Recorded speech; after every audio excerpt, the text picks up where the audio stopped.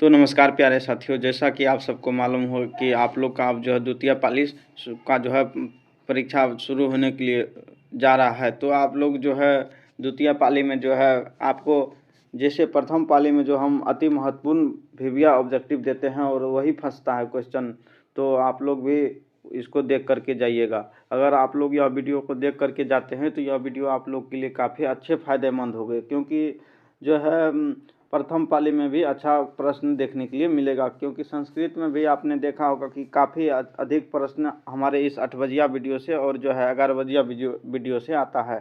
यानी कि परीक्षा से पहले जो 8 बजे मेरा वीडियो आता है प्रत्येक दिन सुबह, तो उस वीडियो से जो है लगभग में सभी प्रश्न आता है। और सेकेंड पाली के लिए 11 बजे जो वीडियो आता है वो आखिरी वीडियो होता है। तो वह वीडियो से आप लोग जो है अगर देख लेते हैं तो जो मतलब आप समझिए कि आप लोग का जो है बहुत सही होने वाला है। तो आप लोग एक काम और करते हैं कि आप लोग बार बार कभी इस चैनल पे वीडियो देखते हैं, कभी उस चैनल पर देखते हैं। तो आपको देखिए जहाँ भी देखना हो, अगर कहीं वीडियो देखना हो तो एक चैनल को देखिए, उसको लगातार अंत तक देखिए। ये नहीं कि अभी इसको देख लिए उसको देख लिए, तो ऐसे में आपका भी तैयारी पे भी असर पड़ता है। तो आपको ये नहीं करना है, आप किसी एक यूट्यूब चैनल का जो है वीडियो पकड़ लीजिए और उसको पूरा देखिए। इसीलिए आप तब आपको याद रहेगा। आप करते क्या है, कभी इस चैनल पे आते हैं, कभी उसका वीडियो देख लेते हैं, कभी उसका वीडियो देख लेते हैं। तो ऐसे में जो है आपका जो है याद हुआ भी प्रश्न भूलने की संभावना बढ़ जाती है। तो चैनल पर एक बार नए आए हैं तो चैनल को सब्सक्राइब कर लीजिए, अपने दोस्त को भी शेयर कर दीजिए। यह प्रश्न जो है आप लोग को हूबहू पूछने वाला है। साथ ही आपको हम ऑब्जेक्टिव भी दे देंगे, बस कुछ देर में आप लोग को ऑब्जेक्टिव आएगा, जो ऑब्जेक्टिव पूछा जाएगा तो आप लोग उसको भी देख करके जाइएगा। तो हम आइए शुरुआत करते हैं पहला प्रश्न पे। पहला प्रश्न आप लोग के सामने ये रहा, पूछा जा रहा है कि हिस्ट्री से प्रश्न है, आप लोग देख लीजिए। सेडाउन का युद्ध किसके बीच हुआ था? तो सेडाउन का युद्ध किसके बीच हुआ था? तो यह फ्रांस और पर्सा के बीच हुआ था, इसको याद रखिएगा। अगला प्रश्न है, नेपोलियन संहिता किस वर्ष लागू की गई थी? तो नेपोलियन संहिता कब लागू की गई थी? तो यह 1804 में लागू की गई थी नेपोलियन संहिता, जिसको जो है नेपोलियन कोड भी कह सकते हैं। तो नेपोलियन कोड के नाम से भी दे करके पूछा जा सकता है। तो नेपोलियन कोड अभी अगर पूछेगा तो उसी को 1804 ही लगाना है। चलिए हम अगला प्रश्न पे चलते हैं। प्रश्न देख रहे हैं 3 नंबर प्रश्न है, फॉरवर्ड ब्लॉक की स्थापना किसने की? फॉरवर्ड ब्लॉक की स्थापना नरेंद्र देव ने की थी, जयप्रकाश नारायण ने की थी, राम मनोहर लोहिया ने की थी, सुभाष चंद्र बोस ने की थी। तो फॉरवर्ड ब्लॉक की स्थापना किसने की थी? तो सुभाष चंद्र बोस जो है फॉरवर्ड ब्लॉक की स्थापना की थी। सी नंबर सही जवाब हो जाएगा। तो आइए हम अगला प्रश्न को देखते हैं। यह प्रश्न भिविया है, इसको आप लोग याद कर लीजिएगा। देखिए, हिंद स्वराज की रचना किसने की थी? तो हिंद स्वराज की रचना किसने की थी? तो आप लोग एक बार कमेंट बॉक्स में ज़रूर बताइए। हिंद स्वराज की रचना जो है ये इसका रचना जो है महात्मा गांधी ने किए थे। ऑप्शन नंबर ए हो जाएगा 4 का। हिंद स्वराज पूछे, जो उसके बाद इंडियन ओपिनियन पूछे या हरिजन पत्रिका पूछे, तो यह सब महात्मा गांधी का पत्रिका है। तो इसको आप लोग ध्यान में रखना है। चलिए हम अगला प्रश्न को देख लेते हैं। प्रश्न संख्या 5 नंबर प्रश्न है, बम्बई में सर्वप्रथम सूती कपड़ा मिल की स्थापना किस वर्ष हुई थी? तो बम्बई में सूती वर्ष कब हुई थी? तो यह जो है 1851 ईस्वी में हुई थी। यह प्रश्न वीविया है। 1851 ईस्वी में हुई थी। तो इसको याद रख लेना है। आपसे यह भी पूछा जा सकता है, सबसे पहला जो है सूती मिल कहाँ खोला गया था? तो यह भी पूछा जा सकता है। तो उसका आंसर हो जाएगा बम्बई। तो इसको ध्यान में रखिएगा। चलिए हम नेक्स्ट प्रश्न पे चलते हैं। प्रश्न 6 नंबर प्रश्न है, हिंद चीन पहुंचने वाला प्रथम व्यापारी कौन था? तो हिंद चीन पहुंचने वाला प्रथम व्यापारी कौन था? तो देखिए, सबसे भारत में जो है पुर्तगाली, भारत में 1498 में सबसे पहले पुर्तगाली आया था भारत। तो उसके बाद जो है यहाँ पे और अंग्रेज भी भारत पे शासन, ये सभी जो है भारत पे शासन किया है। तो आप लोग यहाँ पे देख रहेंगे कि पूछा जा रहा है हिंद चीन पहुँचने वाले प्रथम व्यापारी कौन थे? तो जो है हिंद चीन कौन थे? तो ये हो जाएगा आपको पुर्तगाली ही हिंद चीन पहुँचे थे। तो इसका सी नंबर हो जाएगा 6 का सही जवाब। चलिए हम 7 नंबर प्रश्न को देखते हैं। खिलाफत आंदोलन कब और किस देश के समर्थन में चलाया गया था? तो यह देख लीजिए, खिलाफत आंदोलन जो है 1920 में, या 19 भी कह सकते हैं, 1919 1920। तो यह जो है तुर्की के समर्थन में हुआ था और 1920 में हुआ था। तो इसका जो है ये आंसर हो जाएगा ऑप्शन नंबर ए हो जाएगा 7 का सही जवाब, 1920 और तुर्की।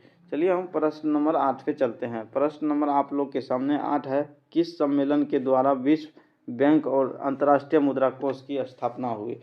तो आप बताइए किस सम्मेलन के द्वारा जो है अंतर्राष्ट्रीय मुद्रा कोष की स्थापना हुई? यह ब्रिटेन वुड्स सम्मेलन, ऑप्शन नंबर ए हो जाएगा 8 का सही जवाब।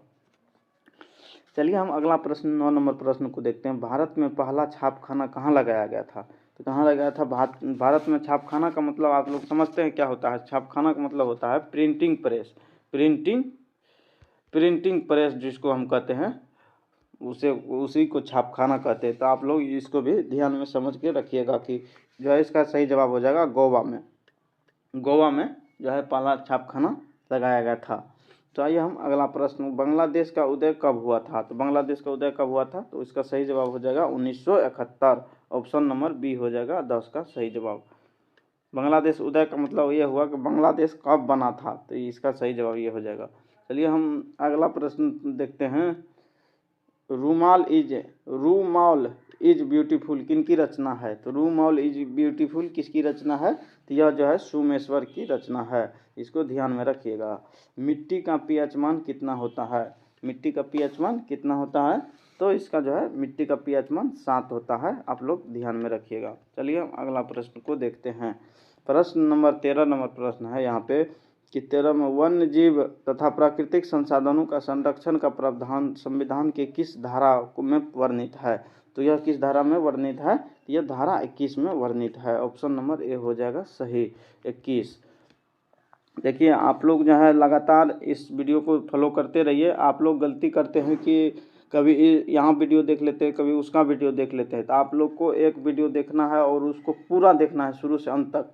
अगर बार बार वीडियो बदल के देखते हैं, कभी इसका कभी उसका, तो ऐसे में होता है कि आप जो तैयारी किए हैं उसमें भी भूलने की संभावना अधिक बढ़ जाती है, तो कन्फ्यूजन पैदा हो जाता है। तो इसीलिए आप किसी का, या ये नहीं कह रहा हूँ कि मैं मेरा ही वीडियो देखिए, आप किसी का वीडियो देखिए लेकिन उसको पूरा देखिए, तभी आपको फ़ायदा होगा। तो चलिए हम नेक्स्ट प्रश्न पे बात करते हैं। देखिए 14 नंबर प्रश्न है, बिहार में किस प्रकार की मिट्टी का फैलाव सर्वाधिक क्षेत्र है? तो बिहार में किस प्रकार की है? बिहार में जहाँ आपको मालूम होगा कि उत्तरी बिहार बाढ़ के लिए प्रचलित है, और जो है कोसी नदी के द्वारा बिहार का शोक भी कोसी नदी को कहते हैं। तो जो है आपको मालूम होगा कि जलोढ़ मिट्टी तभी आएगा जब जिधर बाढ़ की संभावना अधिक होता है। तो इसीलिए इसका 14 का जो है ए नंबर हो जाएगा जलोढ़ मिट्टी। चलिए हम नेक्स्ट प्रश्न पे चलते हैं। प्रश्न नंबर 15 है, गोवा के उत्पादन में तांबा के उत्पादन में किस राज्य का सबसे महत्वपूर्ण स्थान है? तांबा के उत्पादन में किस राज्य का सबसे महत्वपूर्ण है? तो झारखंड में सबसे अधिक तांबा का उत्पादन होता है।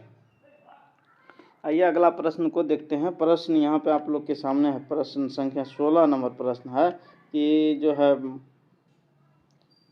15 हो चुका है, अब 16 नंबर प्रश्न आप लोग के सामने ये रहा कि ऊर्जा का गैर पारंपरिक स्रोत क्या है? तो इसका जो है क्या हो जाएगा सही जवाब? इसका हो जाएगा सौर ऊर्जा।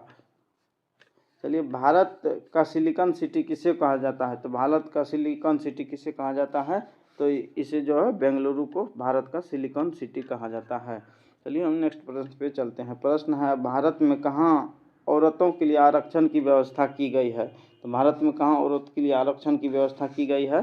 तो यह जो है पंचायती राज संस्था में, यानी कि यहाँ पे महिला को जो है आरक्षण दिया गया है। अगर बात करें तो 33% केंद्र में आरक्षण है, उसके बाद जो है अगर बात करें तो 50% पंचायती राज में आरक्षण है महिलाओं को। चलिए हम अगला प्रश्न को देखते हैं। अगला प्रश्न आप लोग के सामने ये रहा। अगला प्रश्न आप लोग के सामने ये रहा, कोसी नदी घाटी परियोजना की शुभारंभ किस वर्ष हुई थी? कोसी नदी घाटी परियोजना की शुभारंभ 1955 में हुई थी। 19 का डी नंबर हो जाएगा, ऑप्शन नंबर डी हो जाएगा 1955। चलिए हम नेक्स्ट प्रश्न पे चलते हैं। नेक्स्ट प्रश्न आप लोग के सामने प्रश्न संख्या 20 है। आप लोग जो है वीडियो को लाइक कर दीजिए और जो है इसको देख करके ही जाइएगा, काफ़ी महत्वपूर्ण प्रश्न करवा रहा हूँ। यह प्रश्न आपको पूरा यूट्यूब पे कहीं नहीं मिलेगा, इसीलिए इसी पुस्तक से जो हम जो बता रहे हैं इसी से सब क्वेश्चन आया है और आ रहा भी है, इसीलिए आपको हम कर रहे हैं इतना मेहनत से। तो आइए हम 20 नंबर प्रश्न को देखते हैं। अंतर्राष्ट्रीय महिला वर्ष घोषित किया, तो अंतर्राष्ट्रीय महिला वर्ष कब घोषित किया?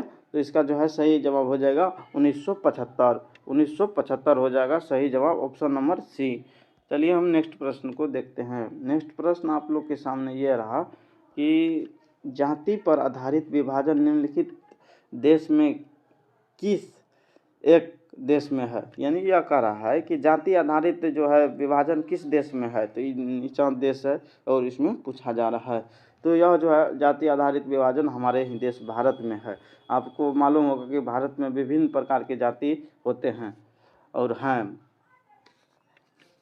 चलिए हम अगला प्रश्न को देखते हैं। संघीय व्यवस्था में एक सरकार कितने स्तर होती है? संघीय व्यवस्था में सरकार की कितने स्तर होती है?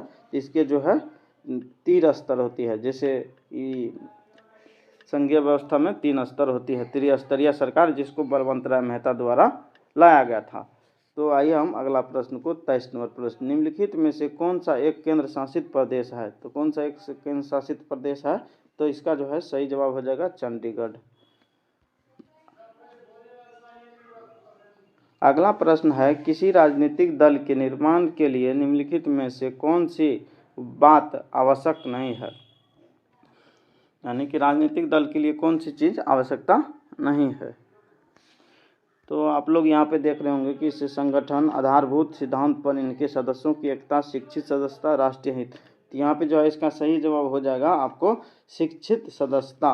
यानी कि भारत में जो है अगर कोई राजनीतिक पार्टी के सदस्य यानी कि कोई नेता अगर चुनाव लड़ते हैं तो उसमें शिक्षा की कोई योग्यता, शिक्षा की कोई जिक्र नहीं है, योग्यता के बारे में कोई जिक्र नहीं किया गया है। इसीलिए इसका जो है सही आंसर हो जाएगा, इसका सही आंसर क्या हो जाएगा? शिक्षित सदस्य, ऑप्शन नंबर सी। नेक्स्ट प्रश्न है, किसके नेतृत्व में 1977 में जनता पार्टी का सरकार का गठन हुआ था? तो यह जो है मोरारजी देसाई के गठन नेतृत्व में हुआ था। अगला है, सूचना के अधिकार आंदोलन की शुरुआत कब हुई थी, कहाँ से हुई थी? तो सूचना का अधिकार आंदोलन की शुरुआत किस राज्य से हुई थी? तो इसका जो है सही जवाब हो जाएगा आपका राजस्थान। और सबसे पहले पंचायती राज का भी राजस्थान से हुआ था। तो 2 अक्टूबर 1859 ईस्वी को पंचायती राज का भी नागौर से हुआ था, राजस्थान में से। चलिए हम नेक्स्ट प्रश्न पे चलते हैं। प्रश्न आप लोग के सामने ये रहा कि भारत में नीति आयोग की स्थापना कब की गई? तो भारत में नीति आयोग की स्थापना कब की गई थी? तो यह 2015 में। योजना आयोग का नाम बदल के नीति आयोग, जिसके अध्यक्ष प्रधानमंत्री होते हैं। इसके अध्यक्ष भारत के प्रधानमंत्री होते हैं। तो आइए हम अगला प्रश्न को देखते हैं। अगला प्रश्न आप लोग के सामने ये रहा, लोकतंत्र के सामने सबसे बड़ी चुनौती क्या है? लोकतंत्र के सामने सबसे बड़ी चुनौती जो है यह लोकतंत्र को सशक्त बनाना सबसे बड़ी चुनौती है। चलिए अगला प्रश्न देख लेते हैं। अगला प्रश्न है, संघ का उदाहरण है, संघ का उदाहरण क्या होगा? तो इसका जो है संघ का उदाहरण की अगर बात करें तो इसका जो है अमेरिका एक संघ देश है। चलिए हम अगला प्रश्न को देखते हैं। निम्न में से कौन अर्थव्यवस्था में द्वितीयक क्षेत्र में सम्मिलित है? अर्थव्यवस्था के द्वितीयक क्षेत्र में कौन सम्मिलित है? इसका जो है सही जवाब हो जाएगा आपको विनिर्माण। द्वितीयक क्षेत्र में सम्मिलित है पूछ रहा है, तो द्वितीय क्षेत्र में विनिर्माण हो जाएगा। आइए नेक्स्ट प्रश्न को देखते हैं। प्रश्न संख्या 31 है, किसी राज्य के नागरिकों का जीवन स्तर निर्भर करता है? निर्भर किस पे करता है? इसका हो जाएगा सकल घरेलू उत्पाद और शुद्ध राज्य घरेलू उत्पाद, यानी ए बी दोनों।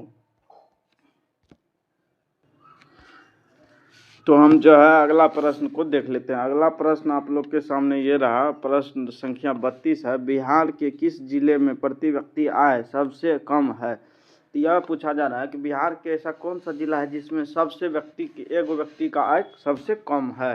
तो जो है इसका जो है सही जवाब क्या हो जाएगा? आप लोग एक बार आंसर बताइए, आप लोग क्या हो सही जवाब है? तो इसका जो है सही जवाब हो जाएगा शिवहर हो जाएगा इसका बहुत बिल्कुल सही जवाब। अगर पूछेगा सबसे ज़्यादा जनसंख्या वाला जिला तो पटना हो जाएगा।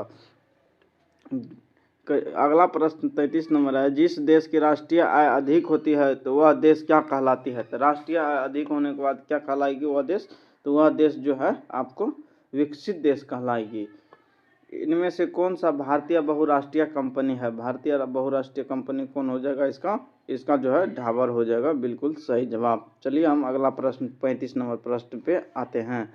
35 नंबर में भारतीय बैंकिंग प्रणाली शीर्ष पर है, तो कौन सी बैंक प्रणाली सबसे ऊंचे स्थान प्राप्त की है। तो इसका जो है सही जवाब हो जाएगा व्यावसायिक बैंकिंग, यानी कि व्यावसायिक क्षेत्र का जो बैंक है उससे सबसे शीर्ष पर है। चलिए हम अगला प्रश्न को देखते हैं। प्रश्न संख्या 36 है। कुल आप लोग को हम 80 प्रश्न कराने वाले हैं, तो अंत तक जरूर देख लीजिएगा। और यह गलती आप लोग मत कीजिएगा कि आधा ये वीडियो देख लिया था वो वीडियो देख लिए, तो ये गलती करना आप लोग के लिए फायदेमंद नहीं होगा।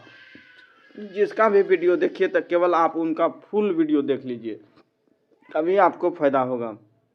चलिए अगला प्रश्न संख्या 36 है। प्रश्न संख्या 36 है आप लोग के सामने कि सरकार की नवीन आर्थिक नीति का अंग क्या है। तो सरकार की नवीन आर्थिक नीति का अंग क्या है, तो यह जो है इनमें से सभी हो जाएगा। निजातीकरण, निजीकरण हो जाएगा, उदारीकरण, वैश्वीकरण, सभी हो जाएगा। इसका ऑप्शन नंबर डी हो जाएगा सही आंसर। 36 का डी हो जाएगा। चलिए हम अगला प्रश्न 37 नंबर को देखते हैं। भारत में सूचना अधिकार कानून की शुरुआत किस राज्य से हुई है। तो सूचना अधिकार कानून की शुरुआत किस राज्य से हुई है, तो इसका जो है सही जवाब हो जाएगा राजस्थान। इससे पहले भी आप लोग को हम बताए थे ऊपर। भारतीय मानक ब्यूरो है, भारतीय मानक ब्यूरो कौन है, तो इसका जो है सही जवाब हो जाएगा भारत की प्रमुख मानकीकरण संस्था। ऑप्शन नंबर ए हो जाएगा 38 का बिल्कुल सही जवाब। चलिए हम नेक्स्ट प्रश्न संख्या 38 के बाद 39 नंबर पे चलते हैं। 39 नंबर प्रश्न आप लोग के सामने ये कह रहा है कि बिहार में कौन सा क्षेत्र बाढ़ग्रस्त है। तो उत्तरी बिहार, आप लोग को हम इससे पहले बताए थे, उत्तरी बिहार बाढ़ग्रस्त क्षेत्र होता है। जैसे कि बिहार इस तरह से है, ऊपर दक्षिणी बिहार हो गया और नीचे जो है जो उत्तरी बिहार हो जाता है। तो आप लोग जो है पटना बीच में गंगा नदी है, बिहार के बीचों बीच गंगा नदी है। गंगा नदी से जो है उत्तर के भाग को उत्तरी बिहार कहते हैं और दक्षिण के भाग को दक्षिणी बिहार कहते हैं। तो दक्षिणी बिहार सुखाड़ के लिए जाना जाता है और उत्तरी बिहार जो है बाढ़ के लिए जाना जाता है। पर तो चलिए हम आप लोग उम्मीद करता हूँ कि आप लोग समझ गए होंगे। नेक्स्ट प्रश्न है, भूकंप प्रभावित क्षेत्र में भवनों की आकृति कैसी होनी चाहिए। तो भूकंप प्रभावित क्षेत्र में भवन की आकृति कैसी होनी चाहिए, तो जो है इसका जो है सही जवाब हो जाएगा आयताकार। चलिए अगला प्रश्न को देखते हैं। अगला प्रश्न आप लोग को यह है, साम्यवादी घोषणा पत्र प्रकाशन किस वर्ष हुआ था। साम्यवादी घोषणा प्रकाशन किस वर्ष हुआ था, तो इसका जो है सही जवाब हो जाएगा ऑप्शन नंबर बी 1848। 1848। चलिए हम नेक्स्ट प्रश्न पे चलते हैं। प्रश्न आप लोग देख रहे होंगे। अगला प्रश्न है कि जो है 42 नंबर प्रश्न है कि मजदूर संघ अधिनियम किस वर्ष पारित हुआ था। मजदूर संघ अधिनियम किस वर्ष पारित हुआ था, तो यह 1926 में पारित हुआ था। इसका जो है सही जवाब हो जाएगा 1926, ऑप्शन नंबर बी। चलिए हम अगला प्रश्न को देखते हैं। इंग्लैंड में सभी स्त्री एवं पुरुष को वयस्क मताधिकार कब प्राप्त हुआ था। तो इंग्लैंड में वयस्क मताधिकार कब हुआ था, स्त्री और पुरुष दोनों को कहा जा रहा है। तो इंग्लैंड में कब प्राप्त हुआ था, तो यह जो है 1928 में प्राप्त हुआ था। चलिए हाँ नेक्स्ट प्रश्न में चलते हैं। अगला प्रश्न आप लोग के सामने ये है, सोपानी कृषि किस राज्य में प्रचलित है। सोपानी कृषि किस राज्य में प्रचलित है, तो यह जो है उत्तराखंड में प्रचलित है। पहाड़ी इलाका है इसलिए वहाँ पे सोपानी कृषि होता है। कोयले के सर्वोत्तम प्रकार को कौन सा है, कोयला का सबसे अच्छा प्रकार कौन सा होता है, तो इसका जो है सही जवाब हो जाएगा एंथ्रासाइट। एंथ्रासाइट जो है सबसे अच्छे प्रकार का कोयला का कोयला कितने प्रकार के होते हैं, तो कोयला 4 प्रकार के होते हैं, एंथ्रासाइट, लिग्नाइट, बिटुमिनस, पिट। चलिए हम नेक्स्ट प्रश्न पे चलते हैं। अगला प्रश्न आप लोग के सामने ये रहा कि 2001 की जनगणना के अनुसार बिहार की नगरीय आबादी कितनी थी। 2001 की जनगणना के अनुसार पूछा जा रहा है, तो 2001 के अनुसार कितनी थी, तो इसका जो है सही आंसर हो जाएगा 10.5%, 10.5%। चलिए हम नेक्स्ट प्रश्न को देखते हैं। नेक्स्ट प्रश्न आप लोग को, तारी विरोधी आंदोलन निम्नलिखित में से किस प्रांत से शुरू हुआ था। तो यह जो है तारे विरोधी कहाँ से हुआ था, तो यह बिल्कुल वीवीआ प्रश्न है, यह पूछा जाएगा। तारे विरोधी जो है ऑप्शन नंबर सी हो जाएगा, आंध्र प्रदेश के महिलाओं द्वारा चलाया गया था।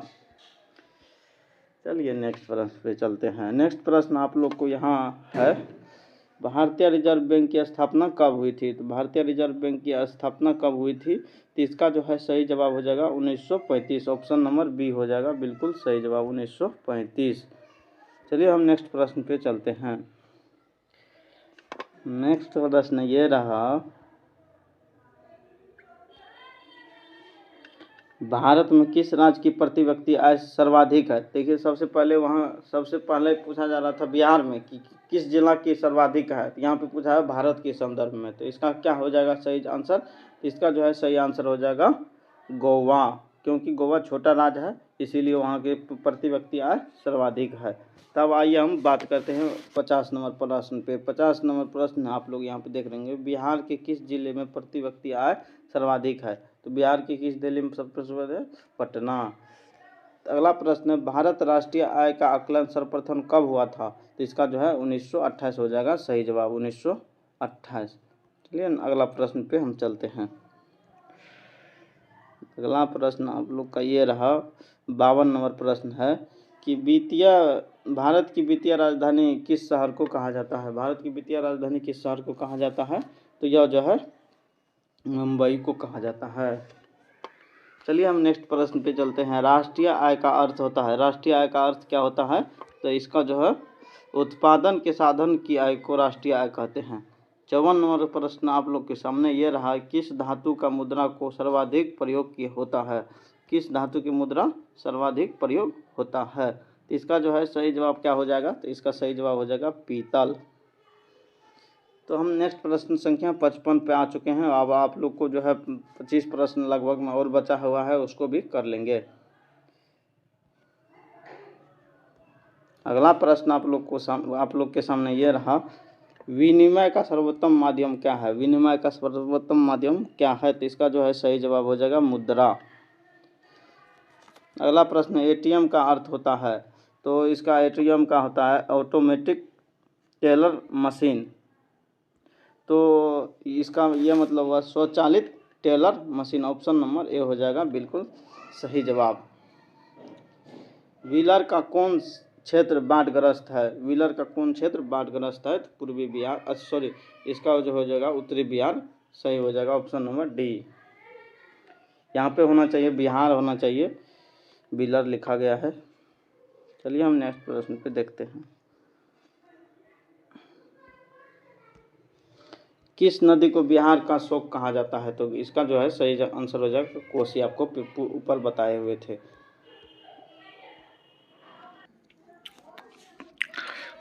चलिए आइए देखते हैं। अगला क्वेश्चन है कि जो कुहासा तटबंध है ना, यह किस नदी पे स्थित है, तो इसका सही जवाब हो जाएगा कोसी नदी। आप लोग ध्यान रखिएगा, काफ़ी इम्पोर्टेंट है, पूछा जाएगा। अगला है पश्चिमी बंगाल होगा यहाँ। पश्चिमी बंगाल में बाढ़ की विभीषिका वाली नदी कौन सी है। तो पश्चिमी बंगाल में जो बाढ़ की विभीषिका वाली नदी है वो दामोदर नदी है, और इसे बंगाल का शोक कहा जाता है। जिस प्रकार कोसी को बिहार का शोक कहा जाता है, उसी तरह इसे बंगाल का शोक कहा जाता है।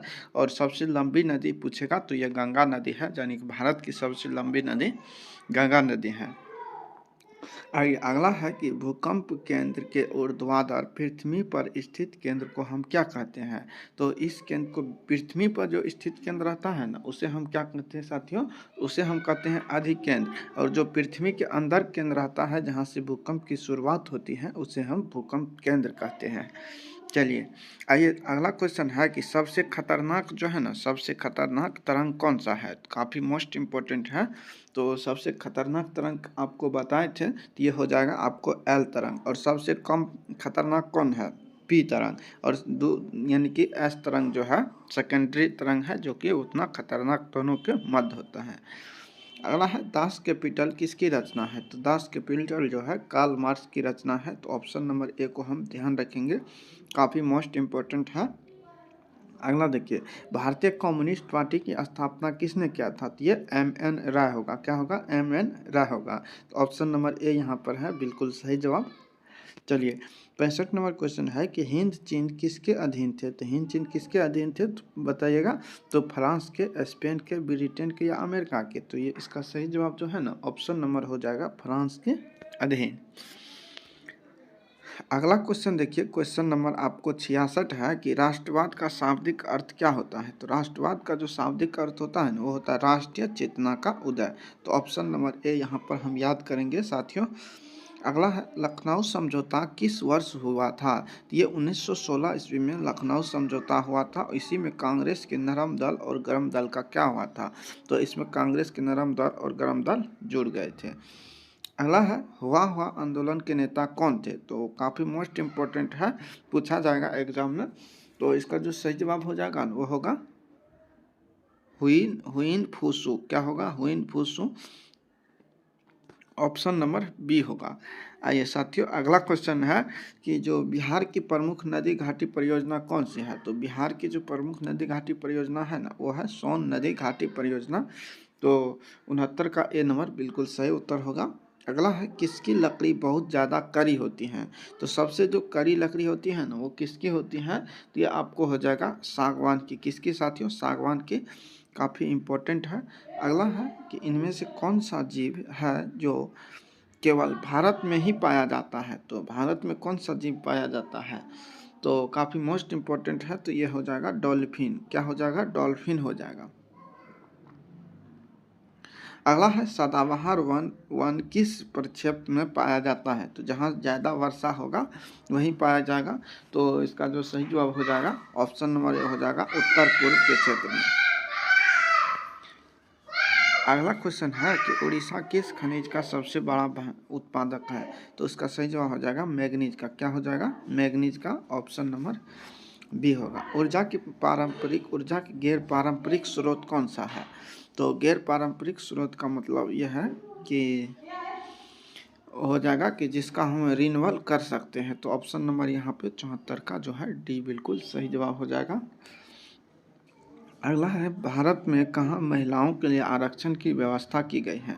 तो पंचायती राज व्यवस्था में, यानी कि पंचायती राज अधिनियम 2006 के तहत महिलाओं को 33% आरक्षण की व्यवस्था किया गया है, ध्यान रखेंगे।